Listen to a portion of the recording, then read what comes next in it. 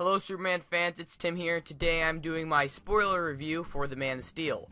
So if you haven't seen the movie yet, I suggest you do not watch this video until after, because I will be giving away the ending and pretty much every spoiler and Easter egg I have found. So, what do I think of this movie? I'll give you my rating at the end. So, this movie was not what I was expecting, guys. I mean, I had really high expectations going into it, and it needed my expectations, but it was a total different take on Superman, which I think we kind of needed, guys. I mean, we all know what Superman is, we all knew who he is, we all know his origin story, so they really changed it up a lot in this, and I think that was for the better. So, one thing I want to touch on is Krypton. The main story is Zod comes to Earth to get the Codex from Kal-El or Clark Kent and make a new Krypton on Earth and everything. And that's pretty interesting and everything, and I guess that was okay. Krypton does blow up like normal and everything.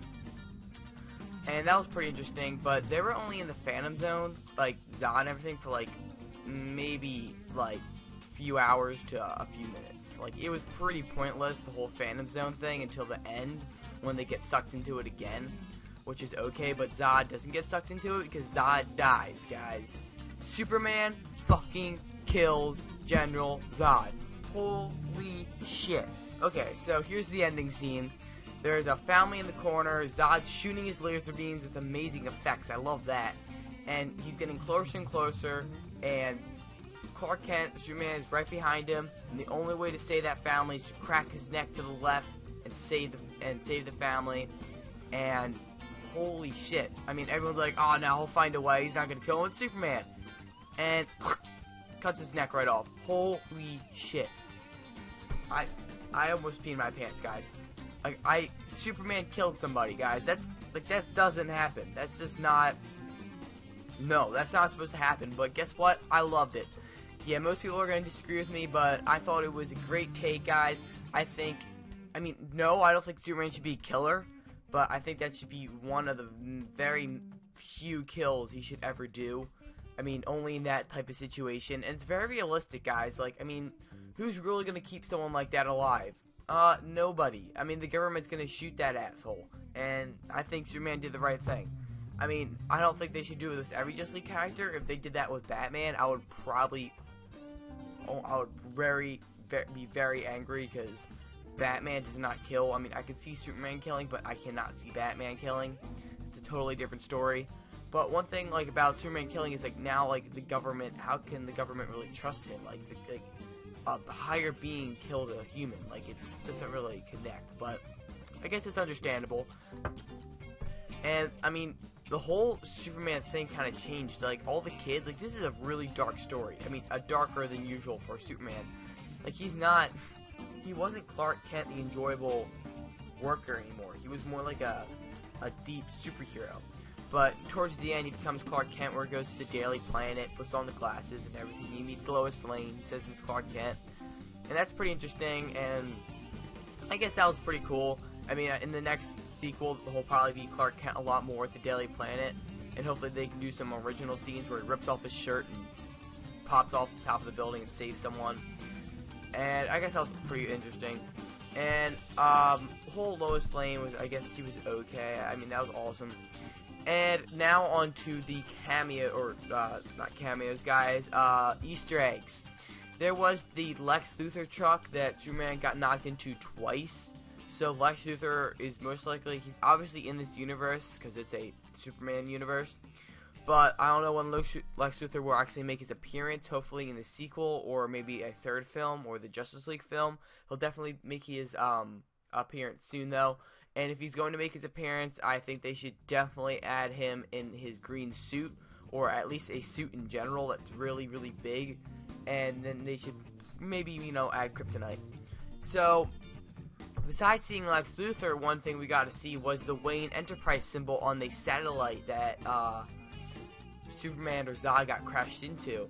And I didn't notice that, but my friend sitting next to me did notice that, and it's been all over the internet, guys. You can actually see the Wayne Enterprises on that satellite. So that does mean that Superman is tied into a larger DC cinematic universe, such as Batman, because Bruce Wayne is Batman. Now, it said that the symbol that they saw on Wayne Enterprise is the same symbol they saw in the Dark Knight trilogy. So does this mean that Superman will tie into the Dark Knight trilogy? Where, I mean, like, what exact time period is it in? Let's say, is it right after Batman, like, supposedly died, or whatever the fuck happened at the end of Dark Knight Rises? Like, what happened? So, I mean, it's kind of confusing, guys. So don't forget to comment down below on how you think this is tied into. I'm going to be doing a separate video explaining my thoughts on how it's going to tie in, though. So those are the few Easter eggs, guys. I didn't notice all of them. I will get to the movie again. I'll probably see it a second and a third and maybe even a fourth time, and then I'll notice a lot more Easter eggs. But so far, I saw Lex Luthor and the Wayne Enterprises symbol. So that's pretty interesting to see at least some cameos or some Easter eggs. But holy shit, was there a lot more chances to add Easter eggs in this, guys? I mean, one was like a codename called Trident, and now I don't think that was an Aquaman reference. But I mean, I guess it's pretty cool, like Trident, Aquaman, but it's not really anything interesting. Like, they could have added Easter eggs so much, though. I mean, I was hoping, like, during that huge battle scene, that Superman would get crashed into Gotham. Maybe just not fly over Gotham. All you see is like the Gotham City or something, and like just something like, oh, Gotham already has their savior. Like, you know, something like a reference like that. Like, they could have referenced Flash. They could have been like, oh my God, this guy's the fastest man in the world. They're like, think twice, dude. You see that story happening in Flash or whatever? Like, they could have mentioned that. I mean, they could have mentioned really anything. They could have mentioned, God, all these gods are hitting Earth. You see that girl, Wonder Woman, you know? They could have mentioned lots of things, guys. But I guess they're waiting for a sequel to mention lots of Easter eggs, because they did, like, write this movie before they thought of making a DC Cinematic Universe. So that's just another thing to talk about. So that's pretty much what happens, guys. Obviously, at the end, Superman kills Zod. He saves all those people. Superman and Lois kiss, so they're basically dating now.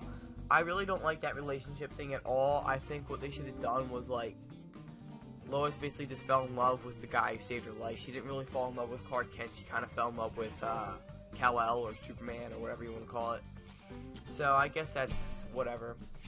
And also, one thing to touch on is what makes Superman a little more important is he was the only natural birth in hundreds of years and centuries.